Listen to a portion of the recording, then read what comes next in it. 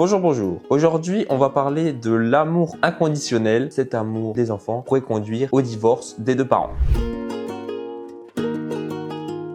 Alors, on va commencer directement avec la définition de l'amour inconditionnel. L'amour inconditionnel serait une manière d'aimer l'autre entièrement, de l'accepter tel qu'il est, sans réserve, et avec ses défauts et ses qualités. Tu l'aimes vraiment de toutes les manières. Peu importe ce qu'il fait, peu importe ce qu'il aime, tu vas l'aimer de tout ton cœur. J'ai une théorie comme quoi cet amour-là pourrait conduire à un divorce de parents. Parce que je me dis que le père pourrait avoir un amour inconditionnel pour le nouvel enfant qui vient de naître.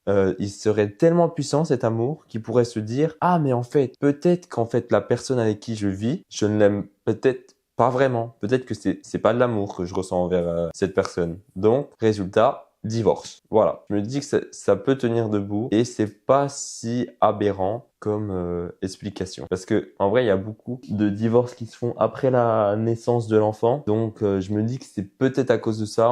Je pourrais dire aussi que c'est parce que ça chamboule une vie d'avoir un enfant, je pense. Moi, je connais rien parce que j'ai pas d'enfant. Mais ça chamboule toute une vie, peut-être. Mais je préfère croire que c'est l'amour inconditionnel qui pousse la personne à se dire « Ah, mais en fait, peut-être que c'est pas de l'amour que je ressens pour l'autre.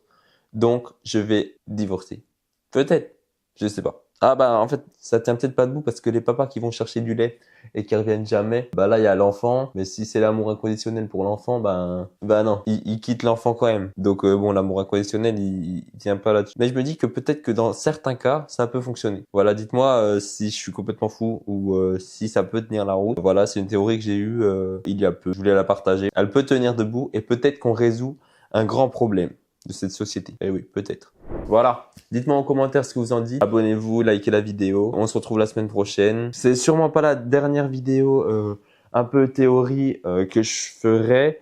Parce qu'il m'arrive souvent d'en avoir, comme ça, comme le A de Samsung ou quoi. Mais ça, je vais peut-être vous en parler plus tard. Donc voilà, merci d'avoir regardé. Ciao, ciao. Et on se retrouve la semaine prochaine. Allez, ciao les petits beaux gosses.